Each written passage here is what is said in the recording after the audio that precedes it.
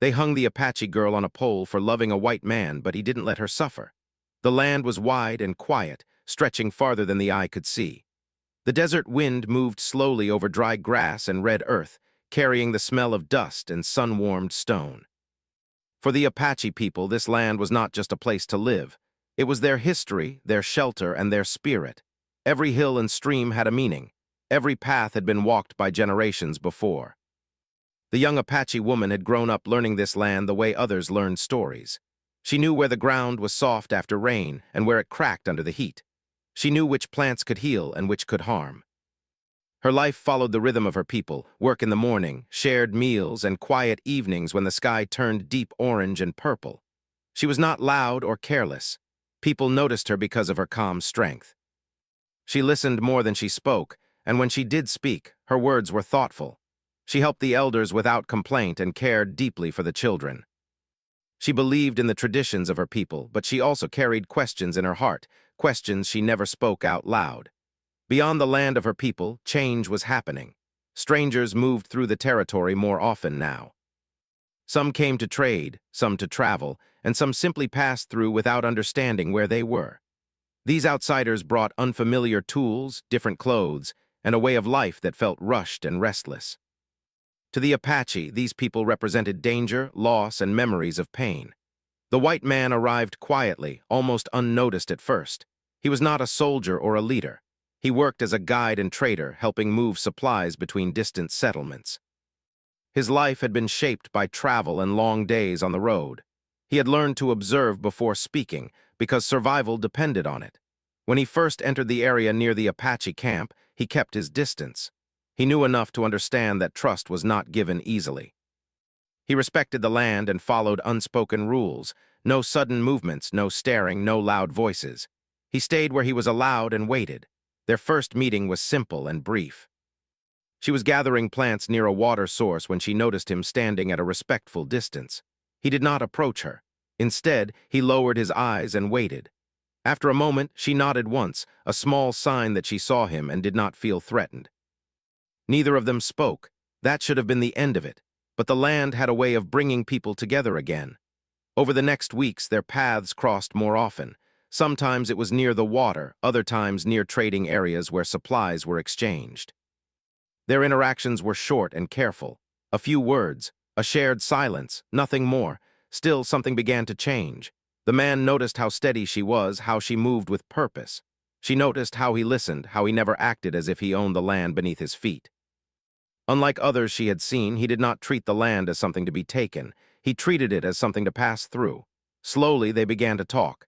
At first, the conversations were simple. He asked about plants. She explained their uses without sharing sacred knowledge. She asked where he came from. He answered honestly, without pride or complaint. They spoke about the weather, the animals, the long roads that seemed to never end. Their words were careful, but their silences were not empty. Each meeting felt important, even though neither of them said so. They both understood the risk. A connection like this was not allowed. It was not safe. It went against everything their worlds believed, and yet it grew. The woman felt a quiet warmth when she saw him. It was not sudden or overwhelming. It was slow, like the sunrise. She told herself it meant nothing. She reminded herself of her people, her responsibilities, her place. The man felt something too. He had lived among many people and many places, but this felt different. He did not see her as a curiosity or a story to tell later. He saw her as a person who stood firmly in her world, even as that world was being pushed and changed. They never touched. They never spoke of feelings. Love, if it could be called that, existed only in shared moments, standing side by side, watching the land, breathing the same air. As time passed, secrecy became necessary. Others had begun to notice their repeated meetings. The Apache people were watchful, and with good reason. Trust had been broken too many times before. The woman knew the danger better than anyone. She had heard the stories growing up, stories of loss, punishment, and rules meant to protect the tribe. She knew that crossing boundaries was seen not as personal choice, but as a threat to the whole community. Still, her heart did not turn away. She struggled at night, lying awake under the stars, listening to the distant sounds of the camp. She asked herself why this had happened. Why now? Why him? There were no answers that brought peace. The man struggled too. He understood that his presence alone caused tension. He considered leaving, taking another route, choosing safety over connection. But every time he prepared to go, he found himself waiting for one more meeting, one more quiet moment. Neither of them believed the future would be easy. They did not dream of running away or changing the world. They only held onto the present, fragile and uncertain. The land around them remained unchanged. The sun rose and set. The wind moved across the desert. Life continued as it always had, but beneath the surface something fragile and dangerous was forming. A bond between two people who were never meant to meet, in a world that allowed no space for such a connection. And though neither of them said it aloud, both understood the truth. Once seen, it could not be unseen. Once felt, it could not be undone. Part 1 ends not with certainty, but with quiet tension, two lives moving closer together while the world around them slowly begins to close in. Time did not slow down for their quiet connection. Instead, it moved faster, pressing closer with each passing day. What had once felt like brief, unnoticed meetings now began to feel risky. Eyes lingered longer. Silence carried weight. The land that once offered space now felt narrow. Within the Apache camp, people were observant. Survival had taught them to notice small changes. A missed task, a delayed return, a look held for a moment too long, nothing escaped attention for long. The young woman sensed it first. She felt it in the way conversations stopped when she approached. She noticed how elders studied her face instead of greeting her warmly. Children who once ran to her now paused, unsure. No one spoke openly, but the air had changed. She tried to return fully to her daily duties, hoping that time would erase suspicion. She worked harder, spoke less, and stayed close to the camp. But distance did not undo what had already been seen. Rumors moved quietly past in low voices near fires at night. Some spoke with anger, others with disbelief. To many, the idea itself felt impossible. To others, it felt like a deep wound reopening. The Apache people had lost much already: land, safety, and loved ones. Trust was fragile, and rules were strict for a reason. Any bond with outsiders was seen not as personal, but as dangerous to the whole group. The elders met without her. They spoke of tradition, of survival, of the past that still shaped the present. Some argued for patience. Others demanded action. Fear often speaks louder than understanding, and fear had many voices that night. When they finally called her forward, she knew the moment had arrived. She stood before them calmly, though her heart beat hard in her chest. The firelight flickered across their faces, showing age, wisdom, and pain. These were the people who had raised her, protected her, taught her who she was. One elder asked her directly. The question was simple.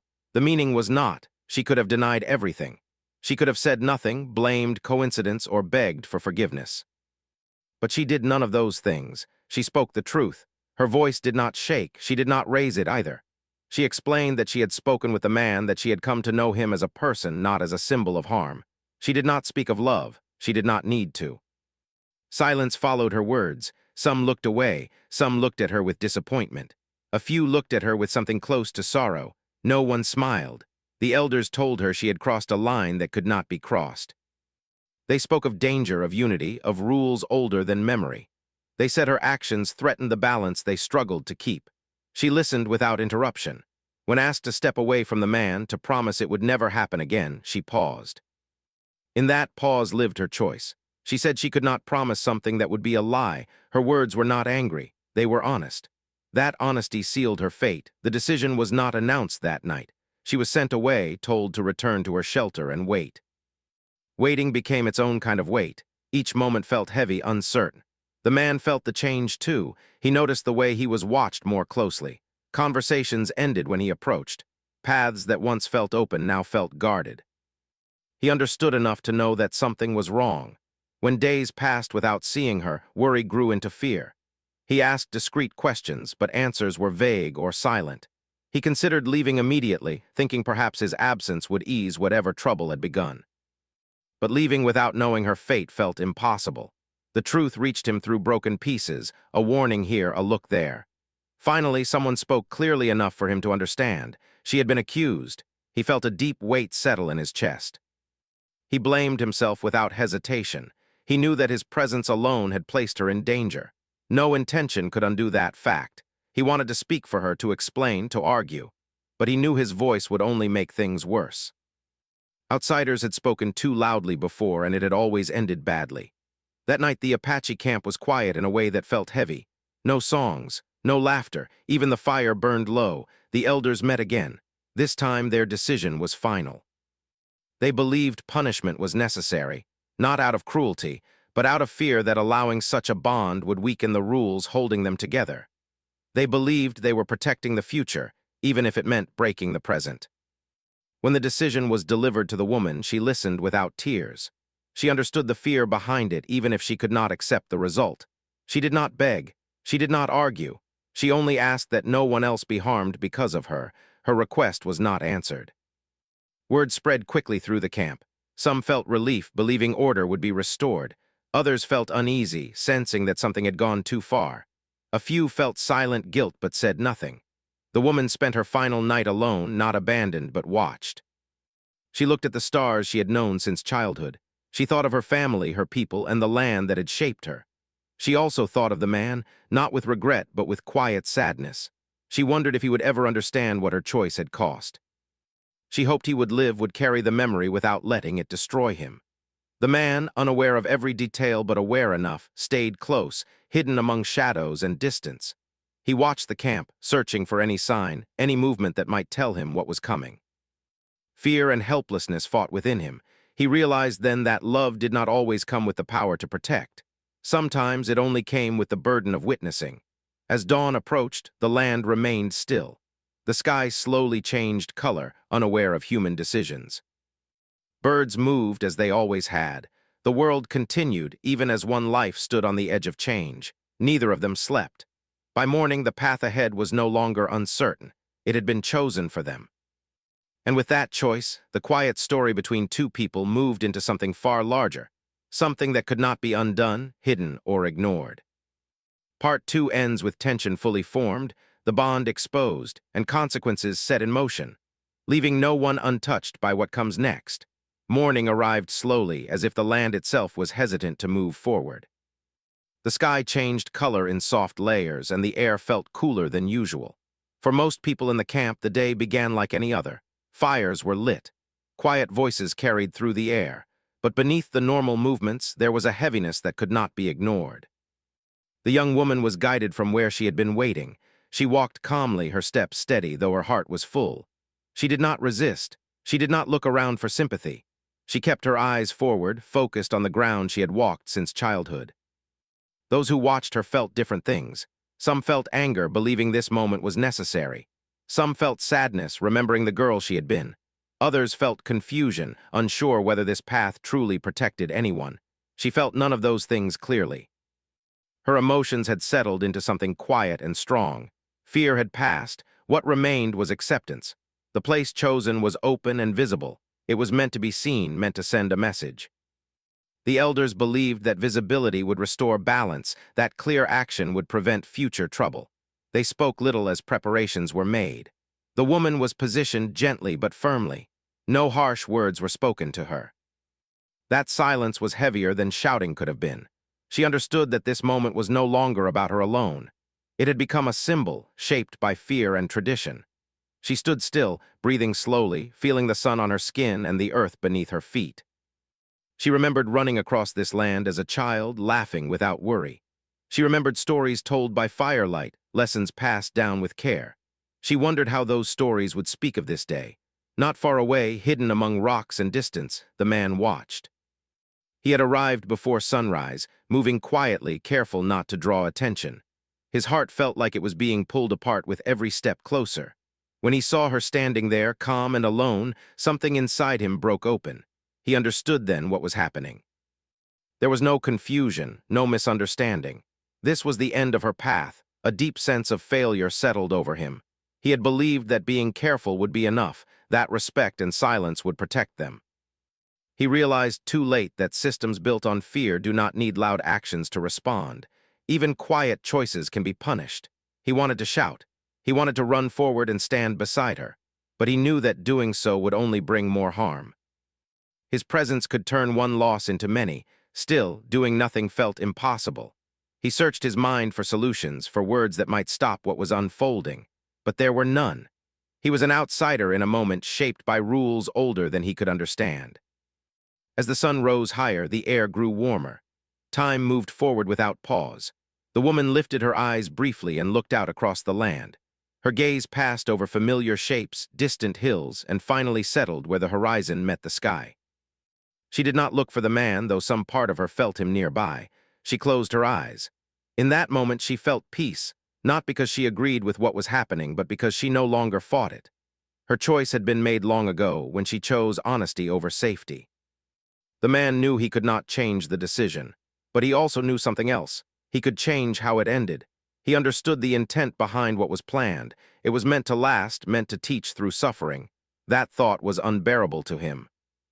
He could not allow her final moments to be filled with pain, especially when she had shown such quiet courage. He made a choice. It was not a brave choice in the way stories often describe bravery. It was not dramatic or loud. It was simple and final. He accepted that whatever happened next would fall on him. He moved closer, revealing himself. Gasps moved through the small crowd. Voices rose, some stepped back. Others reached for weapons, unsure of his intent. But everything happened too quickly for full reaction. He acted with care, not anger. His movements were controlled, guided by one purpose alone: to give her peace.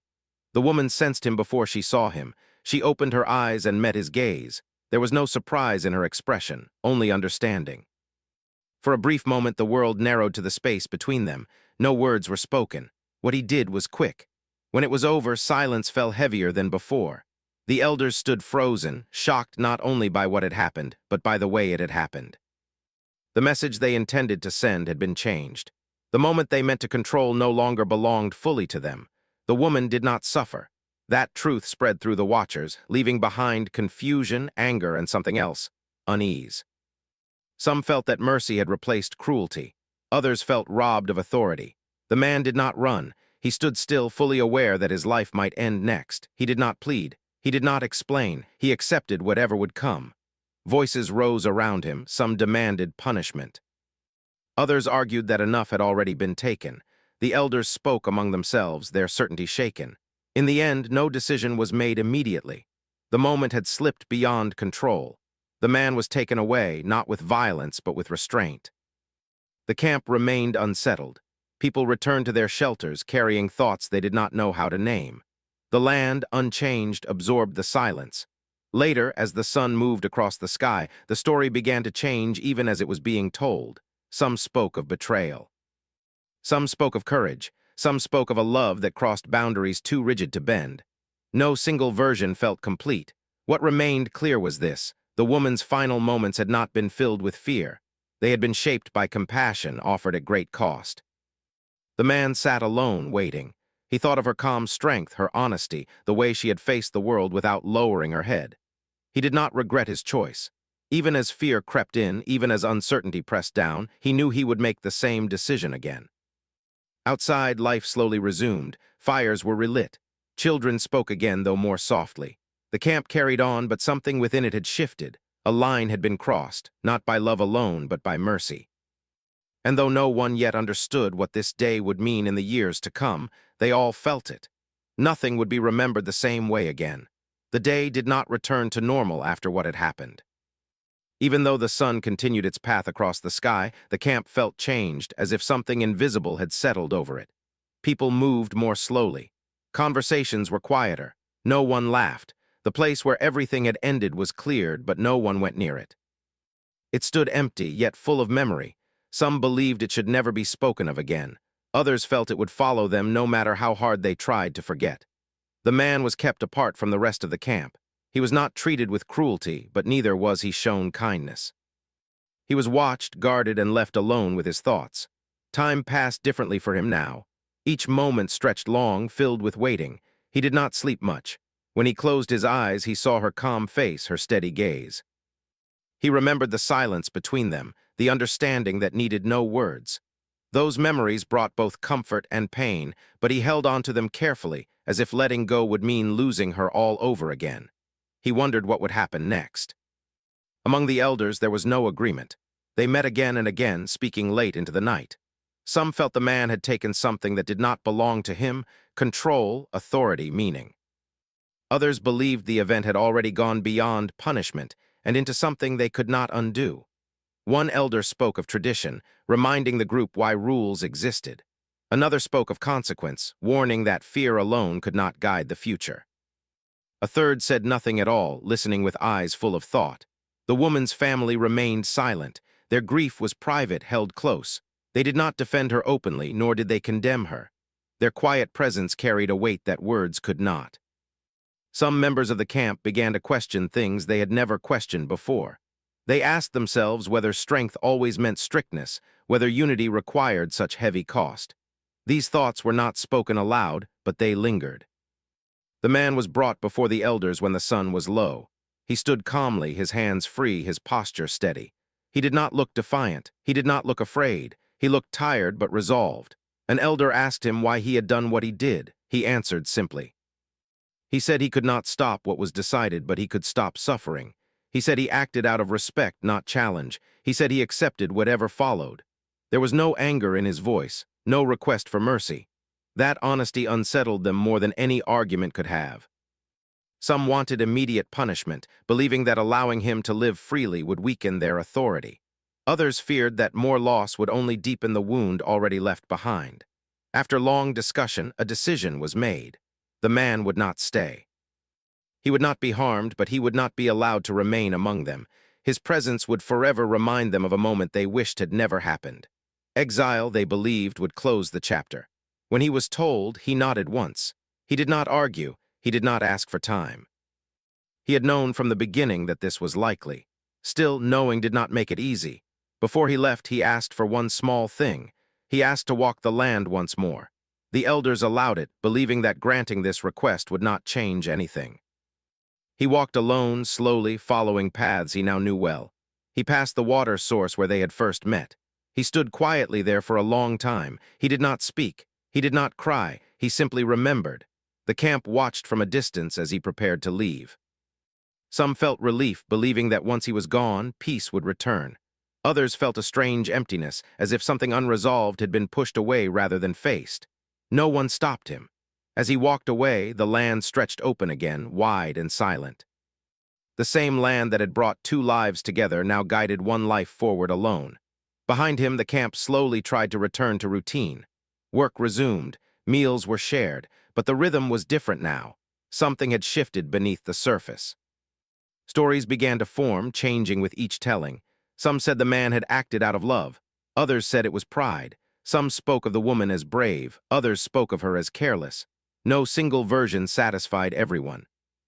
Over time, the loudest voices faded, replaced by quiet reflection. The younger ones listened carefully, sensing that the story carried lessons they did not yet fully understand. The elders noticed this too. They realized that the message they had intended to send had not arrived as planned. Instead of fear, the moment had planted questions. Instead of obedience, it had sparked thought. And thought is difficult to control. The woman's name was not spoken often, but she was not forgotten. In quiet moments, people remembered her kindness, her strength, her calm presence. Slowly, the image of her as a symbol faded, replaced by the memory of her as a person. That change mattered. Far away, the man continued his journey. He did not return to the life he had before. Something in him had changed as well. He traveled more slowly now, paying closer attention to people, to land, to silence. He carried her memory not as a wound, but as a responsibility. He did not speak of the past often. When he did, he spoke with respect, never blaming, never exaggerating. He understood that the truth did not need to be allowed to last. Back in the camp, seasons changed. The land endured. New challenges arrived, as they always did. But beneath it all, a quiet story remained, one that refused to disappear. It was not a story of anger. It was a story of choice, of a woman who chose honesty, of a man who chose compassion, of a community forced to look at itself in a moment it could not control. Part 4 closes with distance, reflection, and unresolved meaning, setting the stage for how the story will be remembered long after those who lived it are gone. Years passed, as they always do, without asking permission from those left behind. Seasons changed, and the land continued its quiet work. Rain came and went. Winds shaped the ground little by little. Life moved forward, even when memories stayed still. In the Apache camp, new children were born and elders grew older. Some who had witnessed that day were gone now, their stories carried only through memory. Others remained, quieter than before, thoughtful in ways they had not been. The event was no longer spoken of openly. It did not appear in lessons meant for discipline or fear. Instead, it lived in quiet moments, when someone paused before judging, when an elder chose patience instead of anger, when a rule was followed with thought rather than force. The woman's name was remembered softly. Among those who had known her well, she was not spoken of as a warning. She was remembered for her kindness, her steady presence, the way she listened. Mothers told their children small stories about her generosity, her strength, her calm nature. They did not speak of punishment. They spoke of character, and that mattered. The community had not changed overnight. Traditions still guided life. Rules still existed, but something had shifted deep within. There was now an understanding that decisions carried weight beyond intention. That fear, when used as a guide, could leave scars that lasted longer than danger itself. Some elders, now older and quieter, reflected on that day often. They did not regret protecting their people, but they questioned the cost. They wondered whether strength could have taken a different form. Those thoughts stayed with them until the end of their lives. Far from the camp, the man lived out his years moving from place to place. He never settled fully again. Wherever he went, he worked honestly, helped where he could, and kept mostly to himself. People who met him often described him as calm, respectful, and thoughtful. He did not seek attention. He did not tell stories unless asked. When he did speak of the past, his words were simple and careful. He never spoke of himself as brave. He spoke of responsibility. He believed that when a person is given a moment to choose, the choice matters more than the outcome. He believed that compassion was not weakness, even when it carried great cost. He carried the woman's memory quietly, not as pain, but as guidance. When faced with difficult moments, he asked himself what choice reduced harm, even if it demanded sacrifice. That belief shaped the rest of his life. Over time, the story traveled beyond those who had lived it. It changed as stories do, details softened, edges blurred, some parts faded, others grew clearer. What remained was the heart of it, a story about a woman who chose truth. A story about a man who chose mercy. A story about a community forced to face the weight of its own fear. Different people took different lessons from it. Some saw it as a warning about crossing boundaries. Others saw it as a reminder that love does not always ask permission. Some focused on loss. Others focused on compassion. But no one who heard it forgot it. In later years, younger members of the Apache community began to ask questions.